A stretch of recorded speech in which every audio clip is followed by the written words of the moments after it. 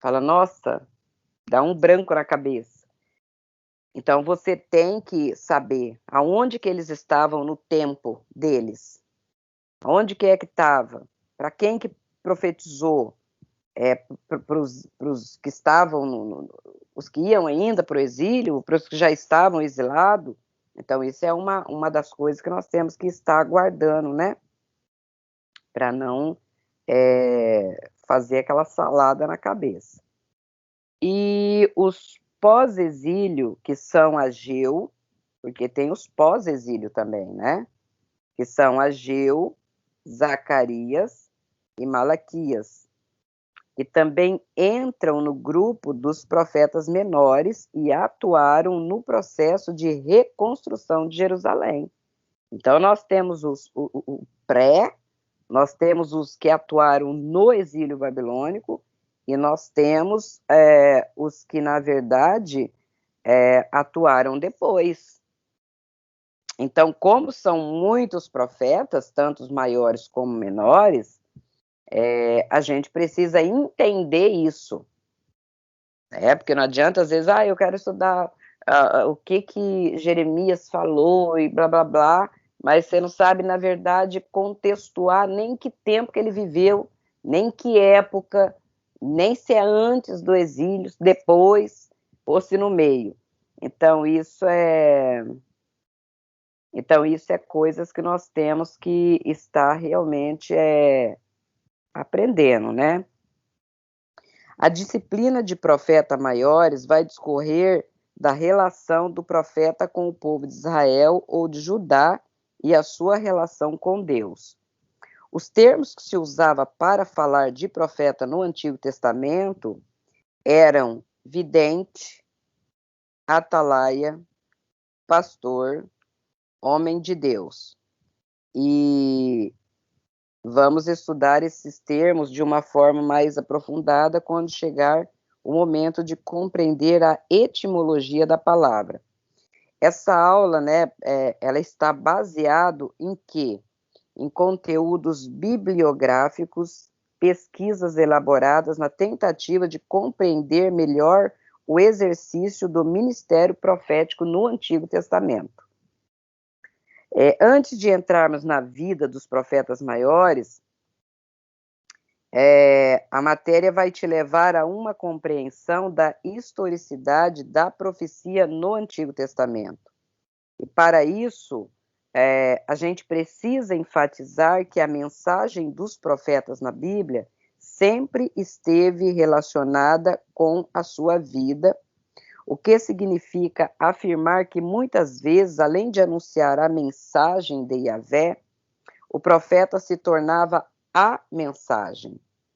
E a gente vê isso quando nós lemos Isaías, quando a gente lê Jeremias, quando a gente lê Ezequiel. Na verdade, esses profetas, eles se tornavam a mensagem. E de que forma nós aplicamos isso para nós hoje? No fato de que nós somos a mensagem que estamos pregando. Se a mensagem que pregamos não for testemunhada pela nossa experiência pessoal, a mensagem não perde autoridade, mas o mensageiro fica sem condição de expressar a mensagem que ele mesmo comunica. Então, muitas vezes é aquela questão que a gente fala, né? Você está pregando uma mensagem, mas você viveu aquela experiência, você muitas vezes prega uma mensagem que você passou por aquele processo. Então, além da mensagem ela ser, né, uma verdade, você ter uma autoridade, então você viveu aquilo, você está comunicando algo que você viveu. Tem muitos pregadores hoje que eles estão pregando, mas eles viveram aquilo, passaram por aquilo. Então fica até mais fácil a gente hoje pregar uma mensagem onde a gente viveu aquela experiência. E no caso deles, no Antigo Testamento, eles passavam muitas vezes uma experiência. Jeremias é um dos que Deus mandava ele fazer as coisas, né? E para mostrar para o povo aquilo que ele estava vivendo. Então, isso aí é muito de Antigo Testamento e desses profetas. A profecia no contexto bíblico tem os seus pontos intrigantes, pontos que têm sombras de dúvidas. Houve falha do profeta? Não. É importante ressaltar que a mensagem profética por aquele povo, naqueles dias, ela era clara. Eles estavam entendendo. Isso que a gente falou em hermenêutica também. Quando a mensagem, tanto as parábolas, tanto a mensagem, por exemplo, que Paulo enviava às igrejas, eles entendiam o que estava sendo falado. Por que que eles entendiam? Porque era tempo deles. É a mesma coisa hoje eu mandar uma carta para um amigo ou para uma igreja, não importa a forma que eu estou falando, a pessoa está entendendo, porque está dentro do tempo, está dentro da cultura, está dentro do século, está dentro de tudo. Então ele vai estar entendendo aquela mensagem. Eu mando uma carta para uma igreja hoje, eu posso expressar, aquela igreja vai entender o que eu estou falando, porque nós estamos vivendo nessa época. Então, agora, para nós, hoje, nós temos que transpor, né? E a gente aprendeu isso, que tem que transpor várias coisas, né? A parte geográfica, cultural, muitos abismos que nós temos que transpor. Porque uma mensagem que foi pregada há 3.000 anos atrás, para trazer para os dias de hoje, olha quantas coisas nós temos que transpor. Então, nós ficamos com dificuldade de compreender as profecias bíblicas. É porque existe uma lacuna de tempo muito grande. E, com isso, a perda no processo da comunicação, da transmissão da informação, o que requer um pouco mais de cuidado da pesquisa, né, de análise na transmissão daquilo que estamos comunicando. Por isso que nós temos tanta dificuldade, muitas vezes, de entender uma profecia que Jeremias falou, que Isaías falou. Às vezes a gente vê, poxa, tá falando para Tiro, tá falando lá para o Egito, tá falando lá para não sei quem, por que estava falando isso, para quê? E a gente não compreende. Aí você tem que fazer o quê? Estudar, entrar naquela palavra, saber para onde que estava mandando, por que estava mandando, qual a função daquilo. Então entra aí a exegese, entra tudo aquilo que nós estudamos com os meninos, né? O pessoal que prega na igreja. Então, aí a gente tem que fazer essa análise, né, do recebimento da profecia e na transmissão dessa profecia pelo profeta que ele fez no contexto bíblico, para a gente entender o que estava acontecendo. Primeiro ponto de estudo, um breve histórico do profetismo bíblico. O profetismo foi inserido em Israel com o objetivo de salvar a nação da influência das nações pagãs que estavam ao seu redor. Propósito da profecia, sobretudo no Antigo Testamento, era preservar a consciência do povo viva acerca da aliança abraâmica. Porque a gente sabe que passar de muito tempo, muitos anos, você não falar mais um determinado assunto, cai no esquecimento. Isso é fato. Então, por isso que Deus levanta esses profetas, né, para trazer consciência ao povo, para eles não esquecerem de uma aliança que já havia feito com Abraão. Daí, em determinado momento, o escritor afirma que onde não há profecia, o povo se corrompe, mas o que guarda a lei, esse é bem-aventurado, que vai estar lá em Provérbios 29 e 18, inclusive tem essa citação na apostila, na página 2. Por isso vamos encontrar profetas tendo conflito e confrontos com reis, príncipes, inclusive com o clero, sacerdócio de Israel, né? Porque a missão do profeta era confrontar e contestar toda a ação que fugia daquilo que o Espírito de Deus estava revelando ao profeta, como sendo a vontade de Deus para aquele povo. Então, a atuação dos profetas abrange um período que vai de 760 a.C.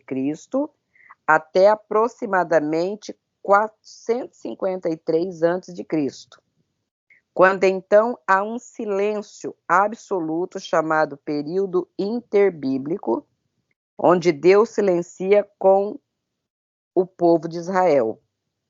O nosso estudo vai gerar em um contexto histórico de aproximadamente 300 anos, quando os profetas estão atuando em Judá e Israel, chamando o povo de Deus ao arrependimento. Aí você vai observar Ezequiel, que profetiza no período do cativeiro, e ele profetiza tanto para a corte, né, os reis e os príncipes,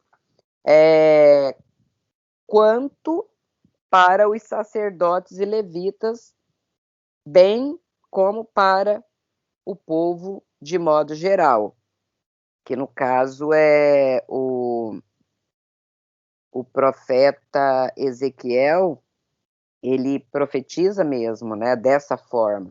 Ezequiel, ele fala com, vamos supor, com os grandes e com os pequenos, vamos supor, né? Ele é um profeta que ele fala com, não tem medo de rei, não tem medo de nada, ele fala com todos eles. A profecia de Ezequiel 22, por exemplo, é uma análise de Ezequiel de uma inspeção na linguagem de Ezequiel. Deus faz uma inspeção em Jerusalém. Quer dizer, Ezequiel 22 é aquela questão. Ezequiel, ele traz uma linguagem, né, de uma inspeção que o próprio Deus faz em Jerusalém, na busca de algo que justificasse o não cativeiro. E aí Ezequiel retrata o cenário e diz que o Senhor Jeová, né, o Javé, olhou para a corte de reis e príncipes, e eles estavam com as mãos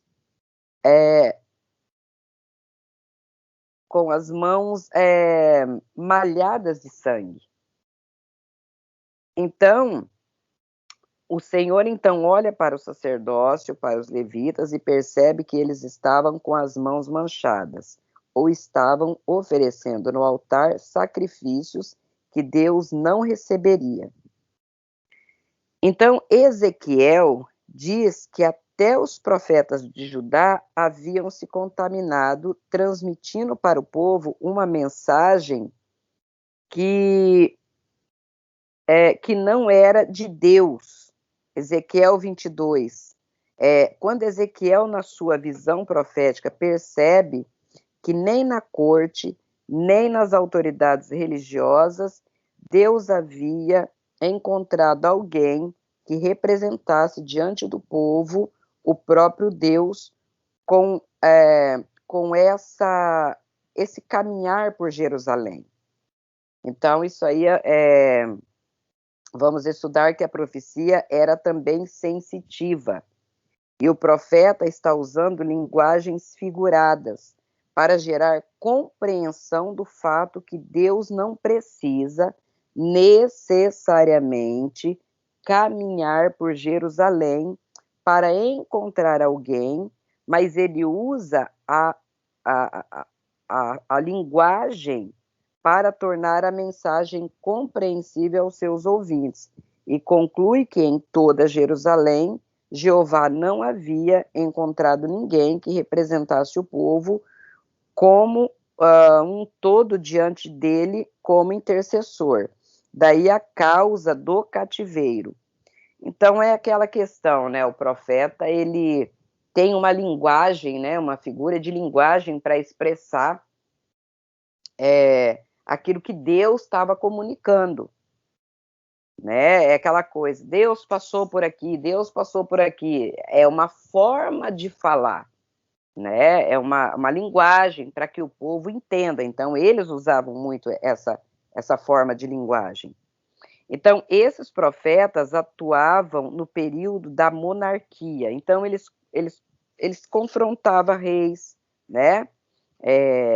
No ambiente sagrado do Templo de Jerusalém, confrontando também sacerdócio, e no ambiente das casas, praças, ruas, cidades, eles não tinham medo, né? Se manda falar com o rei, vai falar com o rei. Se manda falar com um sacerdote, com um sumo sacerdote, ele vai lá e fala. Se é com o povo, ele vai lá e fala. Então, eles não têm essa questão de medo, ou pode até ficar, mas, enfim, tem que ser superado, porque Deus levantou eles exatamente para isso, né? Então, eles tinham muito confronto.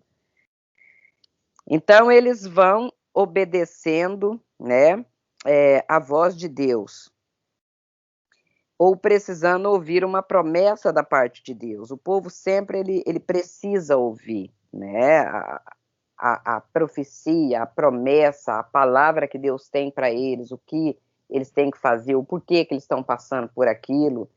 Se obedecer não passa, se desobedecer passa. Quer dizer, Deus ele sempre comunica com o homem, né? Ele revela, a Bíblia diz que ele revela os seus segredos aos seus servos, os profetas. Então, quando ele revela alguma coisa para os seus servos, os profetas, muitas mensagens têm que ser transmitidas. Como hoje, quando Deus revela algo para a igreja, quando Deus revela algo pessoal para uma pessoa, quem que ele usa? Ele usa um profeta. Tem a palavra? Tem, mas tem algumas coisas específicas que é para a minha vida, que ele fala comigo, que ele vai falar diretamente com a pessoa. Então, exemplo disso, nós temos o profeta Gade e o profeta Natã, que contestaram os pecados de Davi e os pecados de Salomão. E o profeta Micaías contestou o pecado de Acabe. Então, você vê que eles contestavam o pecado. Eles não tinham medo de chegar diante de um rei e falar do pecado dele. Né? Era uma forma que eles lidavam. Deus mandava entregar a mensagem e essa mensagem ela tinha que ser entregue.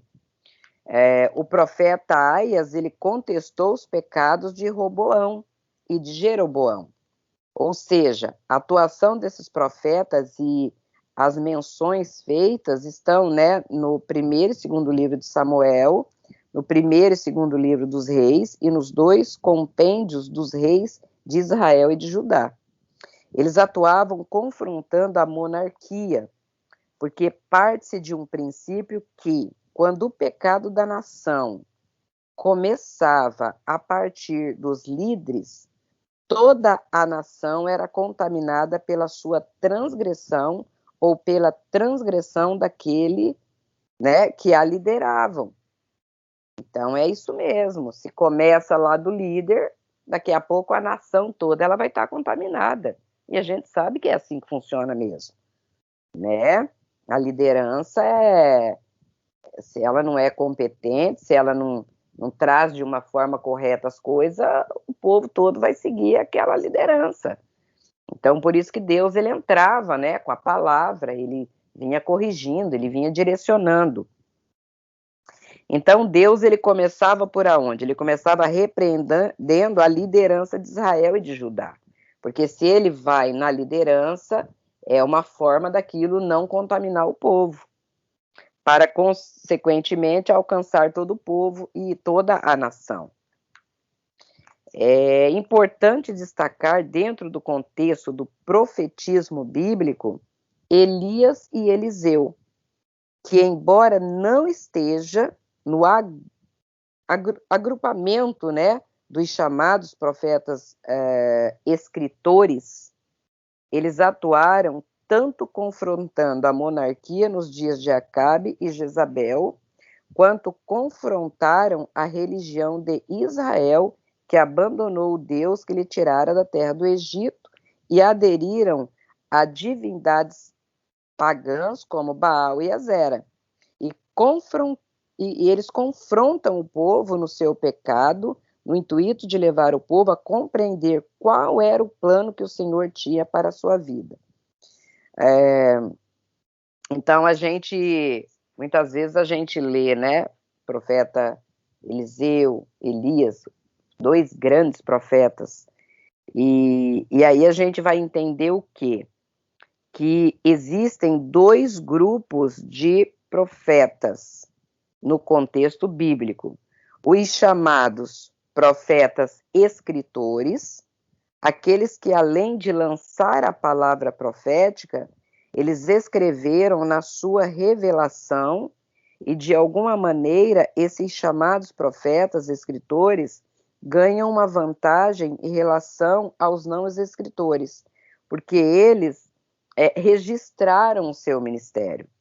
Os chamados profetas não escritores são aqueles que precederam os profetas escritores, cuja mensagem, né, não foi registrada a não ser episódios específicos por historiadores ou algum escritor sagrado que fez menção do ministério daquele profeta, a exemplo do profeta Eliseu e Elias e Micaías e Aias, que atuaram dentro do contexto de Israel com uma influência brilhante, né? Por exemplo, Natã, Gade, né? A influência do profeta na monarquia era tão enfatizada que Natã participa do processo de transição do reinado de Davi para Salomão. E o profeta, ele não vivia isolado do mundo que ele vivia. Ele estava tão inserido no contexto da sua convivência que ele participa da vida pública e profética da sua nação. Então, o profeta ele não fica isolado. O profeta do Antigo Testamento, ele estava sempre atuando junto com o povo, junto com a liderança. Ele não fica isolado, né, dentro de casa. Por exemplo, hoje nós temos profetas e mais profetas, mas você não vê um profeta hoje atuando junto com o governo. Eu acho que isso é raridade. Até se for lá profetizar, falar alguma coisa, eles não vão levar nem em consideração aquilo que está sendo falado. Então, Natã, que orientou o processo de transição do reinado de Israel de Davi para Salomão, o profeta Eliseu e a sua influência no reinado de Israel é tão grande que quando Eliseu adoece e está perto de morrer, o rei Jeoás vem até a casa de Eliseu e se ajoelha diante do leito de onde Eliseu estava adoecido. Olha para você ver como que o profeta ele tinha uma influência muito grande, né, na parte de reis, de príncipes, enfim. Que o texto relata que o clamor de Joás é esse: meu pai, tu és como exército aparelhado para a guerra. Então, o profeta não vivia isolado. O profeta no Antigo Testamento não fugia da sua missão de agente influenciador da sua comunidade. Ele atuava de fato participando da vida pública e histórica da sua nação. Sempre com o propósito, né, que nem a gente falou ali naquele primeiro tópico, de levar a nação para o propósito de Deus e para os planos de Deus. A partir do século VIII, o profetismo começa a ser demarcado. É aqui que nós vamos ver uma diferença que acontece agora, né? Ele começa agora a ser demarcado por uma ação mais específica do profeta, quando ele começa agora a maneira mais enfática, ele começa a usar aquela expressão, assim diz o Senhor. Então a gente vê isso, né, nos profetas ali, Jeremias, Isaías, Ezequiel. Tem uma parte que eles já começam a falar, assim diz o Senhor. isso acontece a partir do século VIII, né, desse profetismo. Essa expressão não é típica de Natã, ela não é típica de Elias e nem de Eliseu. Você não vai ver Eliseu e Elias, ou mesmo Natã, falando assim diz o Senhor. Não existe essa expressão. Ela começa a ser usada no contexto de Judá e Israel, quando a nação passa a ser influenciada pelas religiões das nações cananitas. E aí, politeísmo e a idolatria começam a ser inseridos no contexto de Israel. Então, agora o profeta começa a agir diferente, a falar diferente. Então, o profeta ele vai deixar claro que quem estava falando com a nação, ele vai destacar, ele vai enfatizar, assim diz o Senhor. Com isto, o profeta reivindicava, né, para si e para a profecia uma autoridade profética e a obrigatoriedade, né, essa obrigatoriedade, palavra complicada de falar, do povo que lhe ouvia, de atentar para o que estava sendo dito. Porque quem estava falando era o Senhor, né? O Javé, o Deus de Israel. Era uma forma deles lidar com o povo. Porque eu falo assim, né? Chega uma hora que o povo ele já não está dando mais aquela credibilidade. O povo é tão difícil de lidar com o povo que não é de hoje, né? A gente hoje lida com as pessoas, principalmente quem está na direção de um trabalho, a gente vê a dificuldade que é lidar com o povo. Às vezes eu falo, meu Deus, eu acho que se o Senhor viesse, botasse o teu trono aqui na terra, eles iam matar o Senhor de novo. Porque o povo, em vez de eles melhorar com o tempo, eles pioram. Em vez de se chegar a Deus com o tempo, eles se afastam.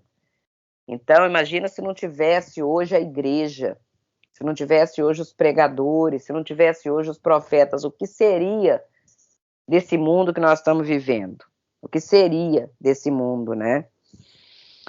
Então, isso acontecia para legitimar a sua mensagem, para caracterizar a mensagem como de Deus.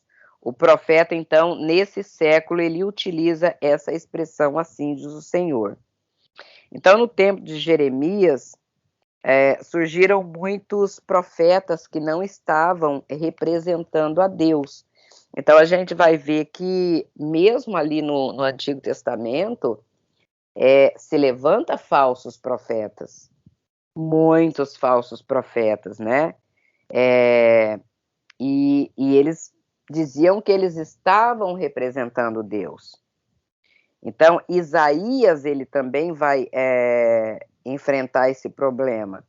Eles falavam em nome de Jeová, e Deus não estava falando através deles. Tem muito disso, né? Quando a gente vai ali no Antigo Testamento, a gente vê. Ainda no período monárquico de Israel, nós vamos perceber que alguns reis, e essa era uma cultura pagã que de repente foi adotada pelos reis de Israel, porque é aquilo, né? Quando nós vamos ver os reis, nem todos obedeciam a Deus, nem todos faziam a vontade de Deus. A maioria dos reis, eles começava de uma forma e terminava de outra. A gente vê muito isso. E começavam, na verdade, a adotar mesmo cultura pagã. Levantava deuses, a gente sabe disso, e fazia um monte de coisa dentro da nação de Israel. Então, alguns reis tinham profetas para profetizar a seu favor. Eles até pagavam, né, os profetas para falar a favor deles. E eram mantidos pela corte, né, com conforto, com luxo, era tudo pago, para profetizar a favor deles. E dessa forma, fazer com que o povo, né, seguisse as determinações daqueles reis. É incrível, né, mas eu creio que é o que acontece nesse mundo nosso, né? A gente vê isso hoje nos governos, pessoas que são pagas para falar bem, pessoas que são pagas para falar isso, e aí o povo vai sendo levado, porque a massa, que nós chamamos de povo, ela é levada pelo vento, né? Muito difícil quem tem um posicionamento e se firma no seu posicionamento. Então Deus manda um profeta para profetizar contra o altar de Jeroboão, que é uma das mensagens, né, que nós temos aí no Antigo Testamento, e a Bíblia diz que enquanto o profeta profetizava, o altar rachou, confirmando a autoridade profética.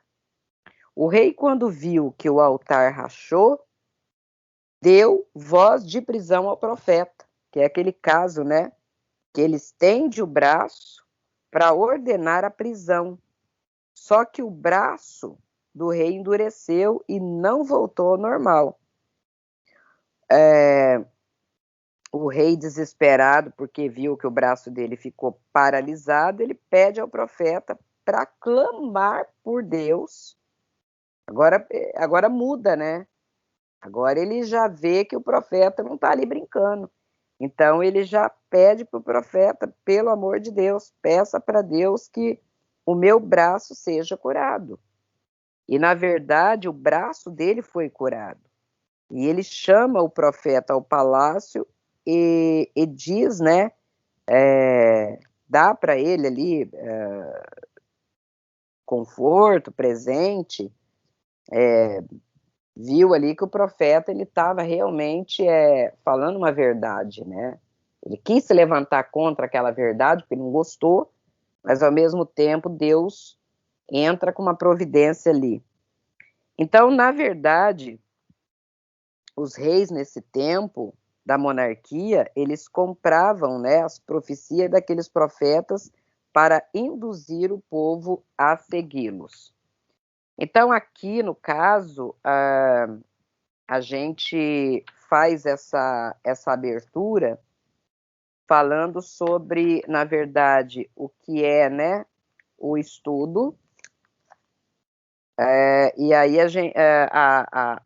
essa abertura aqui, ele falou de que é o primeiro tópico, quando a gente tem que conhecer um profeta, quem profetizou, quem era o alvo da profecia, qual era o propósito da profecia e em que texto a profecia foi lançada.